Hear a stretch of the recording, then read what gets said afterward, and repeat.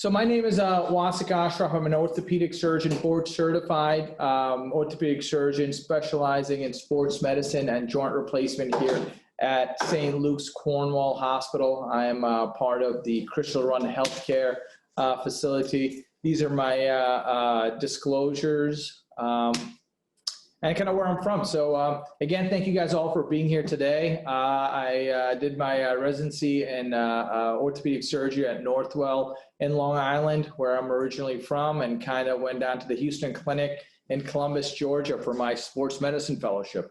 Once that was completed, I've been up here for about 6.5 years. It just really went by quickly. We're initially part of orthopedic sports medicine here in New Windsor, and now part of Crystal Run Healthcare in the Hudson Valley. So what I do as far as work, I do a lot of sports medicine. That's really where, what I love to do, and also joint replacements. And joint replacements has changed over the last 6-7 years. It went from a inpatient only, stay in the hospital for 3 to 4 days, to now really we could do all of these as an outpatient ambulatory setting. And that has a lot to do with not as much technique, but technique absolutely, but also has to do with opioid sparing, what we can give patients to make them comfortable before, during, and after surgery, so we can get them out of the hospital and as fast as possible. And we see this really as an important step now, as we see patients being kind of apprehensive for coming into the hospital for an inpatient surgery. And so we could do these surgeries really same day and get them out of the hospital same day. So I also do a lot of trauma and for a couple of hospital committees, and we'll touch base on how opioid sparing surgery, which is multiple steps, how that has changed, how we can give care to our patients in our community. And so first, the impact of opioids on surgical patients, I think, is a very important thing. As surgeons, we love to do surgery, and as orthopedic surgeons, we are the third largest prescriber of opioids. That has a lot to do with the type of surgeries we do, and also the fact that a lot of the surgeries we do cause pain. And so we think about how patients get addicted to opioid and into heroin, and we find that a lot of it, 4 out of 5 new heroin users really started with their prescription painkiller, which was probably given for a legitimate reasons, like a fracture, like a surgery, or sometimes maybe overprescribed, like an ankle sprain that could have done could have gone other medications besides opioids. Impact of opioids in surgical patients, again, highlighting a lot of the stuff as an orthopedic surgeon, we see total knee, rotator cuff, and total hip. And, rotator cuff surgeries are one of the hardest surgeries to recover from pain-wise. And we'll talk about how there are some strategies we have implemented at St. Luke's Hospital preoperatively, intraoperatively, during surgery, and even postoperatively to help them really get out of surgery fast and get them moving without pain. Looking at the economic impact of opioids, opioid leads to adverse drug events. That includes medical issues from opioid abuse, use, and really decreasing post-surgery opioids can increase their recovery. And one way to think about that is when patients come in and they say, you know what, I was so zonked out, I couldn't do my physical therapy. We don't want you to be zonked out. We want you to have your surgery and start and really trampoline your way into recovery without feeling the effects of opioids. And really extensive reliance on opioids can cause further adverse drug events and can actually cause more money in our healthcare and can be an economic burden. So more not only for the actual patient's concerns and physician concerns, it really overall, as a macroeconomically, the opioid burden is pretty huge. The medical community, I would say, over the last 10, 15 years, I've really kind of started looking at this and saying, opioids, how can we really work on decreasing this? And we've seen this from American College of Surgeons, the Joint Commission, and also the Orthopedic Society. talking to patients and talk to them about their opioids, we find that 57% of patients actually prefer not taking an opioid, and about 30% of patients are nervous about addiction and would rather deal with pain than take the opioid pain medication.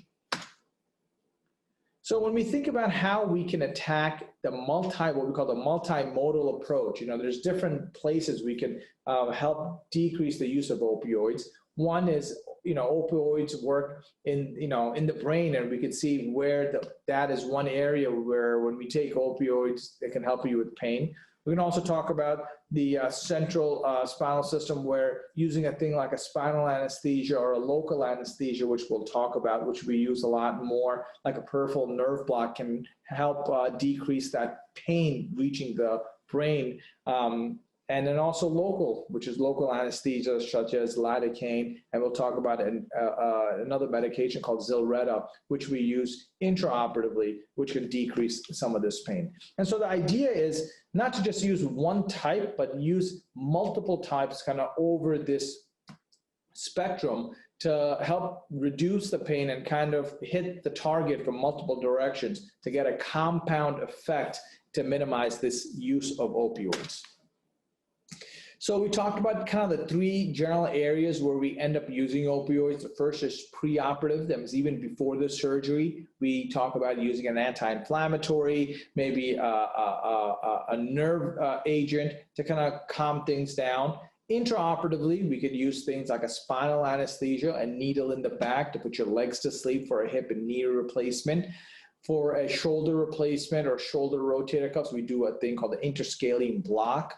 For post-operatively, we can use injections throughout the incisions like lidocaine and Exparel. And then also for knee replacement after the surgery, we can do a block of the nerves that give you sensation around the knee to decrease the need for opioids after surgery. And then also clinically, I think the big thing that for us as clinicians, we were one of the biggest prescribers. I think overall, generationally, we had to understand that opioids should be only used for breakthrough pain. Pain is expected after surgery, and using some of things like anti-inflammatory Tylenol is all good, but opioids should be only used for breakthrough. Hey, I just saw someone try to get in the waiting room. Is that someone? I was just tracking you. Oh, no worries. Thanks, man. So what does this all mean? So really talk about when someone has a surgery, one thing that now as a surgeon, I take the time in my preoperative evaluation to take a minute to talk about pain and expectations. So I tell them we're going to attack your pain in these fashion. One is we're going to give you a spinal anesthesia. We're going to talk about a block, which will work locally, and also some injections and oral medication, which will all work together to really, in multiple ways, to decrease your pain. But if you have severe breakthrough pain, we can always use opioids as a last resort. And that's a conversation I have. And I think a lot of times, if it's an initial and awkward conversation, if you haven't had this type of conversation with your patients before, but I feel comfortable just kind of it's a teamwork. I tell them about my expectations. They'll tell me about their expectations, and we kind of work together. And I think that's the best way to really have an open dialogue about pain, because it's such a taboo now talking about pain medication. If someone asks for pain medication, they may be seeking. And that's a tough thing, because when people are in pain, it's hard for you to kind of judge. A pain scale is great, but I can't feel your pain. But if we do all of this, I have a reasonable expectation that you may only need a few pills of opioids, and you shouldn't need too much more. So Exparel is a medication that we inject, which is a bupivacaine, which we inject along the tissue where we are doing surgery. And it has been shown to slowly leach out of the tissue over the next, almost 5 days. And what that means is for 5 days, you have some amount of numbing agent or pain numbing agent in the area of surgery. And that can decrease pain for the first 5 days really works best for the first 3 days. And we know that big pain spike really comes in the first 3 days. So if we can get you over that hump using an injection that's already been pre-injected, then we can assume, and it's been shown, that you'll need 78% less opioids than a patient that's not getting this Exparel injection. And Exparel is a proprietary injection from a pharmaceutical company that we pre-mix on the back table before surgery. What's also interesting is some people can have surgery and be completely opioid free. I'm talking about knee, hip, partial knees, rotator cuffs, that 10% of patients with just the Exparel and maybe a block, they will need no amount of narcotics. And I think that's very exciting, because imagine surgery where patients don't need any narcotics, don't have the side effects of narcotics such as nausea, vomiting, or allergies, and don't get dizzy, and they can really wake up, recover from anesthesia, and kind of go on and help recover the surgery. We talked about decreasing pain scores, and I think that's where some of our issues with opioids kind of came about. I think as we look for a solution and how we deal with it, we have to kind of historically look back at how do we get here. I remember being a resident, and we have a thing called a vital sign. We check pulses, blood pressure, and one of the other vital signs, the sixth vital sign, was your pain scale. I mean, if someone can say, hey, my pain is 10 out of 10, we would have to do something to reduce that pain scale. And it was such a big, it was harped on so much. But what we realized is by doing that, we've kind of opened the floodgates to do everything we can to decrease that pain score, which is what a patient tells you, this is my pain, that we may have overprescribed. So now we're finding that we're being, we're finding a way to better manage their pain and better monitor their pain. But still, we are using pain scores. There will eventually be better ways to kind of monitor pain, but right now, pain scores are still widely used. And so we could see that use of Exparel not only decreased their opioid consumption, also decreased their 10% of people didn't even need opioids, but it also decreased pain scores across the people who received Exparel and people who just received the numbing agent. When it comes down to Exparel, it really depends on how you inject. And so, this is a schematic of a total shoulder, and we could see that this is a total shoulder. This is called a socket. Okay, that's a rotator cuff. And so when we inject for a total shoulder, we'd have to inject, step one is to inject over where the socket is. Second one is over where the coracoid is. Then once we close the skin, really take time to inject all around. And so when we looked at how to inject Exparel, it depended on the volume of Exparel you inject. So it's usually about 100 to 120 cc's, but also the technique of injection. If you inject haphazardly, kind of all over the place, going up and down, it just doesn't work as well. And so you really have to take your time and inject all around. And if you do that, you get the best effect of Exparel, which is, again, a numbing agent that lives in the soft tissue and slowly leaches out over the next 5 days. When we do an arthroscopic rotator cuff, this is what we were talking about. It's one of the largest pain generators, one of the things that people needed the most opioids for. It's arthroscopic, 3 or 4 small holes, but we then enlarge the joint with water, which can cause a good amount of pain. And so after the surgery is over, you basically make a little triangle between all the 3 little holes, and you basically inject it all into the soft tissue. And then over the next 5 days, it slowly leaches out, so the pain becomes more tolerable. And once you get over that hump, then patients, feel better and they're more comfortable after the surgery. Again, ACL, this is a very important one because, a lot of the patients that we saw that became opioid dependent were younger patients that, went to their dentist to get a tooth pulled and they got 30 Percocets, or they had an ACL reconstruction and received 40 Percocets. And that's really their first taste of opioids, and that can later become a dependency into and a line drug into other harder drugs. And so when we do younger patients, I'm more and more, in tune to really avoid narcotics. And that's something that over the last 5 years, I think a lot of patients and families and parents have really appreciated, because with kids, you just have to tell them out straight that, hey, you're only gonna get 20 pills or 10 pills, and that's it. And then if you need more, you just take Motrin. And so what we do after an ACL reconstruction, which is a pretty extensive surgery where we take a piece of bone, a tendon, we drill.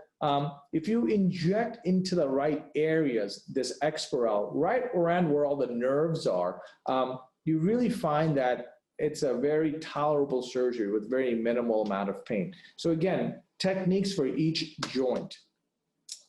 One of my favorite surgeries is a total knee replacement. And again, you think back of a total knee replacement 5, 10 years ago, people were in the hospital. It was only done at the hospital. And now we're doing total knee replacement at a surgery center or in the hospital as an ambulatory center. Patients come in, they have the surgery, and they walk out a few hours after with a walker. So what changed? Incision is the same. A lot of the surgical technique is the same. Implants are here and there, a couple of design changes. But overall, I think how we manage the pain preoperatively, intraoperatively, and postoperatively has changed dramatically. Here at St. Luke's, a few years ago, we did a study of checking opioid consumption once we implemented the Exparel injection, once we implemented early mobilization. And we've had an almost a 70 to 80% decrease in opioid consumption, which in turn led to decreased complications such as falls or any opioid-related adverse events. And so when we do a knee replacement, you can see we cut the bone. There's a lot of exposed, a lot of work that goes into it. But again, if you take your time and inject along the area where are pain generators, which is across the back of the knee, on the side of the knee, top into the quadriceps, and then work your way down, what you find that when the patients wake up after surgery, they're already moving their knee, and they're surprised. They'll tell you, doc, I'm surprised how much more I could do. And that was a very encouraging sign. And so that has helped us to really move this surgery from an inpatient setting to really we're getting closer and closer to a truly an outpatient same-day surgery. So again, just to kind of recap about the opioids, I think it's very important to take that time before surgery to set some expectations about opioids. I think if you have this conversation, which I have with all my patients, it just sets the the standard, the game, the board of what we're going to do and how we're going to deal with pain. Multimodal pain management is very important. You have to have a team of anesthesiologists, CRNAs that feel comfortable doing the blocks, the spinals, and doing some of the shoulder blocks that are necessary for you to achieve this opioid sparing procedure. And then, I think as patients, one thing I really encourage all my patients, and I encourage this to my family who any type of surgery, is ask your surgeon or your provider about, hey, what is your strategy about pain relief? And that will just start the conversation. And so as far as opioid sparing, opioid-free surgery, we do this at St. Luke's, and we've been doing it for many years. And I think it's something that we should talk about. It's a very important thing, especially when we take care of our young patients and also our elderly patients. We talk about hip fractures, which is something that we see with their patients all the time. And you get someone who's maybe a little confused, they have surgery, and then you load them with some opioids, and that could lead to a very bad issues of falls and worsening mental state. And so now we could do these hip surgeries with just Tylenol, and it's great because they get up, they get moving, they go to rehab pretty quickly. And so my challenges that I face is patients sometimes don't feel comfortable talking about their use or abuse in the past of narcotics, and at times when you bring this up to be very upfront, they find it to be, hey, like I'm accusing, but the idea is just to talk about it upfront. It's easier sometimes to just give them the pain medication than to have this awkward conversation, but the more of these conversations you have, the less awkward and the easier the conversation will be. And then always we are looking for new innovative approaches to kind of help you with pain. And that leads into something that I believe in and is available in Newburgh, is the idea of cold laser therapy for pain, post-op or pre-op. So why laser therapy? Laser therapy is something that's been available for years. Historically, it's been used by veterinarians actually for dogs, cats, and horses, and it's been FDA cleared in the U.S. for many years, and it's been used sparingly for plantar fasciitis, tendonitis, but orthopedic world, it was really not used as much. As we looked into laser and how it worked, there's very few things that we could do that cause no harm. You think about anti-inflammatories, Motrin, Aleve, ibuprofens, all that does harm. It increases your blood pressure, it messes with your GI system, and studies are now coming from rheumatology that has shown that use of anti-inflammatories can actually worsen your arthritis. And that's the same with cortisone injections. Cortisone injection is something we use all the time. It's a tool in our toolbox that we use all the time, and it works well. But what are the side effects? It increases your blood sugar. It increases actually how fast the cartilage in your joint wears out. So it's not something that you want to use all the time. So the laser therapy is non-invasive, it's opioid sparing, and there's really no risk for burns or any soft tissue damage or anything systemic. Doesn't affect your blood sugar or anything like that. Again, fully automated, and its really safety profile is like nothing else. And how does it work? And that's a question I get all the time. And the best way to think about this is there's different types of lasers and there's different strengths of lasers. You have lasers that just touch skin to remove hair, but a class 4 laser actually penetrates about 5 centimeters past the skin into the cells of the tissue. And what it overall does is it increases the cell's synthesis, the way it's working, the way it's processing. And what that synthesis does is it decreases inflammation, decreases swelling, stimulates cell growth, increases how fast the cell's metabolism, and overall decreases the inflammatory marker, which is basically inflammation in the tissue itself. And again, we talked about not lasers are all the same. You need to really look for a class 4 laser, which is the strongest laser that is fully automated. Dosage is important, wavelength is important, penetrance is important. Why that's important is because the two wavelengths, 808 and 905, it penetrates the skin to decrease pain and inflammation. And you need something that will penetrate past the skin. People say, hey, will Voltaren gel work on my arthritis? And unfortunately, Voltaren gel, which is on your skin, really won't get down into the soft tissues or the ligaments where you need it to. But penetration of the laser is almost 5 centimeters, and it definitely reaches into the soft tissue. And literature review, this is something that we looked at for literature review. It's been shown and been used in Europe and South America and up here in the US for knee and shoulder arthritis, plantar fasciitis, lower back pain, any type of musculoskeletal injury. And one thing that I use this a lot on is post-surgically to decrease inflammation, swelling, and pain. And what that does overall is it decreases your opioid use post-surgically.